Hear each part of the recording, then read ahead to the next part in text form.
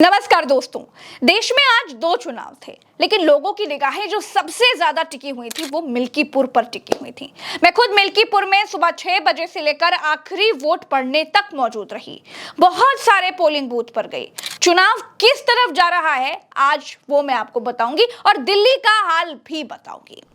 माहौल क्या है भैया आपके इधर? हम लोग तो बस साइकिल की दीवानी हैं। अरे अगर अखिलेश जी कह दें तो उनको अपनी दोनों किडनी आँख सब कुछ दे दें और बताइए, अरे बाप कोई मतलब ही नहीं है दूसरे दल का। दोनों किडनी हड्डी आंख में काहे दे देंगे आप? अरे वो एक बार कह दें बस, हम लोग तो सिर्फ साइकिल की दीवानी। मिल्कीपुर किस तरफ जा रहा है? सपा की तरफ के भाजपा की? सब अखिलेश अखिलेश बोल रही है। अच्छा। श्रीवास्तव भी हैं। अच्छा। ये भी नहीं है कि हम यादव या मुस्लिम है, ये कोई ठप्पा नहीं है। अरे वाह। सवर्ण है, श्रीवास्तव हैं, पढ़े लिखे हैं। हाँ। इसी लोग हम लोग सिर्फ अखिलेश जी को वोट करते हैं। अच्छा चलिए भाजपा वो बोल के चले गए तब बोले कि अपने मन से साइकिलवा दौड़ी कि ना दौड़ी? साइकिलिए दौड़े दौड़े भाजपा कह रही पंचर हुई जाए। काहे उनके बगल में खड़े होकर जवाब बना रहे? बोल लें तो भैया। साइकिलिए दौड़ेगी। साइकिलें दौड़ेगी। डरा रहे क्या? डरा रहे मत करो, अपनी बात बोला करो। भैया अच्छा कान्हे कलमम बता दे जरा। कमाल का कहे सुनाई नहीं दिया। अच्छा ठीक बात। किसका है, साइकिल का है कि भाजपा का? जोर किसका है? मुझे तो अभी हम लोग ने वोट दे करके अभी हम लोग वोट दे नहीं कोई बात नहीं, वोट किसको दिया वो नहीं पूछ रहे। माहौल किसका है ज्यादा, साइकिल का है कि भाजपा का? जो सही होगा वही। चलिए बताइए किसका माहौल ज्यादा लग रहा है? हमने सुना कि आने के बाद पता चलेगा किसका है। नहीं ये बात तो ठीक है। अच्छा बहुत साइलेंट वोटर है, बहुत चुपचाप वोट कर रहे हैं सब लोग। अच्छा जो मन में था वो करके आई हूँ ना। ओके तब ठीक बा, कोनो बताइस तो नहीं था कि ये करो वो करो। नहीं हाँ? अच्छा चलो। अपने मर्जी के बाद। अच्छा कौन नेता नेक बा? अखिलेश नेक बा कि योगी जी नेक बा? अब हमारे समझ से तो योगी मोदी तो अच्छा काम किए थे। दोस्तों मिल्कीपुर बूथों पर पब्लिक हो या फिर ना हो, लेकिन पुलिस भरपूर थी, प्रशासन खूब था। मिल्कीपुर की गलियों में, मिल्कीपुर के रास्तों में पुलिस प्रशासन की फ्लीट ऐसे कॉम्बिंग कर रही थी जैसे चुनाव मिल्कीपुर में नहीं मणिपुर में चल रहा हो। दोस्तों इलेक्शन वाले दिन कार्यकर्ता ही किसी प्रत्याशी की असली ताकत होते हैं।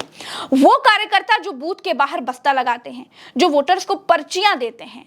आपको जानकर बड़ी हैरानी होगी कि ऐसे तमाम बूथ थे जहां पर समाजवादी पार्टी का बस्ता ही नहीं था या फिर लगाने ही नहीं दिया गया। सुबह से ही समाजवादी पार्टी लगातार इन बातों की शिकायतें कर रही थी।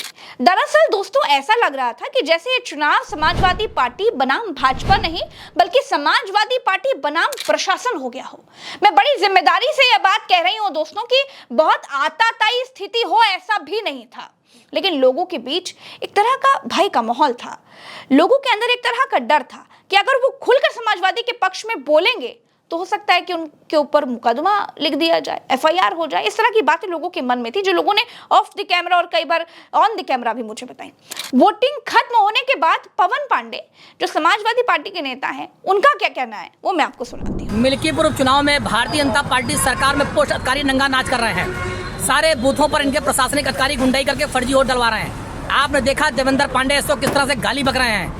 गालीबाज दरोगा और इनके सारे अधिकारी इसी तरह से फर्जी वोटिंग कराकर पूरे चुनाव को प्रभावित किए हैं। अगर प्रशासन को यही करना था, आदर्श आचार संहिता का उल्लंघन करना था, तो चुनाव कराना ही नहीं चाहिए था। दोस्तों वोटिंग के बीच ही अखिलेश यादव ने एक ऑडियो भी पोस्ट किया।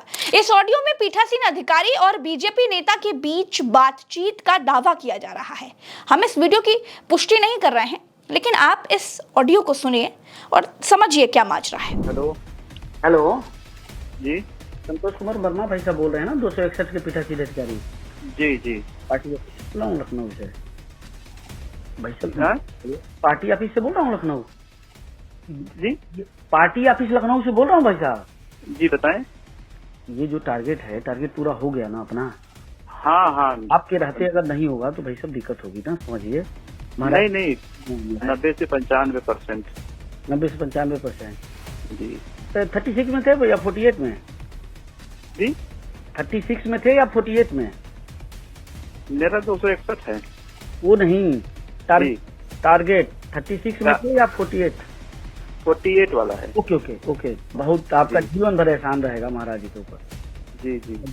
अगर मैं बिल्कुल ईमानदारी से बात कहूं दोस्तों तो मैं मिल्कीपुर में बहुत टफ फाइट देख रही हूं। आसान नहीं दिख रहा कुछ भी। वोटर्स देखिए बिल्कुल साइलेंट हैं, वो बोल नहीं रहे हैं। यादव और मुस्लिम समाजवादी पार्टी के साथ एक तरफा है, लेकिन पाल, कुर्मी, लोधी वोटर्स में बिखराव हुआ।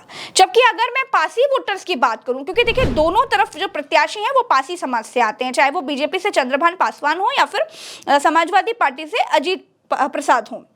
दोस्तों, पासी वोटर्स भी बटे हुए नजर आए, लेकिन एक बात जिसने मुझे हैरान किया वो ये रही कि मुझे लगता था कि ब्राह्मण बीजेपी के साथ एक तरफा रहेंगे, लेकिन मैं आपसे कह रही हूं कि 15 से 20% ब्राह्मण समाजवादी पार्टी के साथ रहे हैं। लेकिन कौन जीतेगा, सपा या भाजपा, इस बारे में कुछ कह पाना बेहद मुश्किल है। दोस्तों, जब मैं ग्राउंड पर मिल्कीपुर को कवर कर रही थी तो मेरे 2 सहयोगी भी मेरे साथ थे। पहले तो भरत जी मेरे साथ थे जो ऑफ द कैमरा कई लोगों से बात कर रहे थे जब मैं रिपोर्टिंग कर रही थी, और मेरे दूसरे सहयोगी आकिब, वो भी मेरे साथ थे। तो मिल्कीपुर को दोनों ने समझने की कोशिश की और मैंने उनसे समझने की कोशिश की कि उनके आकलन क्या है। तो सुनिए जरा कि मिल्कीपुर किस तरफ जा रहा है। भारतीय जनता पार्टी के लिए जितना ये चुनाव आसान दिखाई दे रहा था, उतना आसान ये चुनाव नहीं दिखाई दिया है। यहाँ पर भारतीय जनता पार्टी प्लस प्रशासन plus police plus DM plus SDM सारे मिलकर चुनाव लड़ते हुए दिखाई दिए।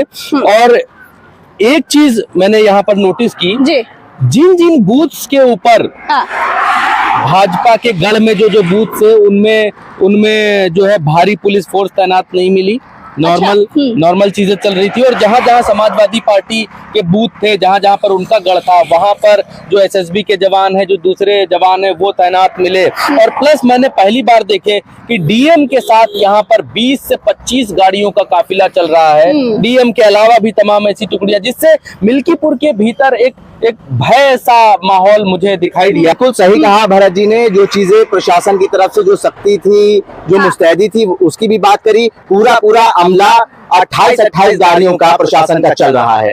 और अगर हम समाजवादी पार्टी के लोगों की, मतदाताओं की बात करें या उनके पोलिंग एजेंट की बात करें, तो उनके अंदर प्रशासन का डर साफ दिख रहा है। जो मतदाता है वो ये बताने से डर रहे हैं कि किधर वोट जा रहा है। लेकिन सबसे बड़ा जो मुद्दा मिल्कीपुर में हमें देखने को मिला वो छुट्टे जानवर का मिला। अब दोस्तों, मिल्कीपुर में क्या होगा, कौन जीतेगा, 8 फरवरी को पता चल जाएगा। लेकिन इस बीच दिल्ली की बात करना बेहद जरूरी है। दोस्तों, 70 सीटों वाले इस राज्य में गजब की टक्कर देखने को मिली। पुलिस और आम आदमी पार्टी के नेताओं के बीच कई बूथ पर झड़प भी होती दिखी। अब दिल्ली किसके साथ है उसके लिए नतीजों का इंतजार करिए, लेकिन फिलहाल जो एग्जिट पोल सामने आ रहे हैं उनके मुताबिक बीजेपी और आप में कांटे की टक्कर भी है और कुछ पोल्स बीजेपी को क्लियर बहुमत भी दे रहे हैं। एक एक करके मैं आपको सर्वे के बारे में भी बताती हूं। मेट्राइज का सर्वे दिल्ली में कड़ी टक्कर दिखा रहा है। यहां बीजेपी को 35 से 40, आम आदमी पार्टी को 32 से 37 सीटें मिल सकती हैं, जबकि कांग्रेस के खाते में 1 सीट जाती हुई दिख रही है। दोस्तों, माइंड ब्रिंक और वीज प्राइड के सर्वे में भी दिल्ली में आम आदमी पार्टी को बहुमत मिलता हुआ दिख रहा है। अब बहुमत किसे मिलेगा, हार किसे मिलेगी, ये आपको 8 फरवरी को ही पता चलेगा। फिलहाल दोस्तों, इतना जरूर कह सकती हूं कि मिल्कीपुर हो या दिल्ली हो, दोनों जगह पर मामला फंसा हुआ है और दोनों जगह पर भाजपा की साख लगी हुई है। मिल्कीपुर बीजेपी के लिए प्रतिष्ठा की लड़ाई है और दिल्ली भाजपा के लिए 25 सालों का सूखा खत्म करने की लड़ाई है। तो देखते रहिए, चुनाव से जुड़ी एक खबर हम आपको बताते रहेंगे। फिलहाल के लिए हमें दीजिए इजाजत, चलते हैं, अपना ख्याल रखिए। राम राम, दुआ सलाम, जय हिंद।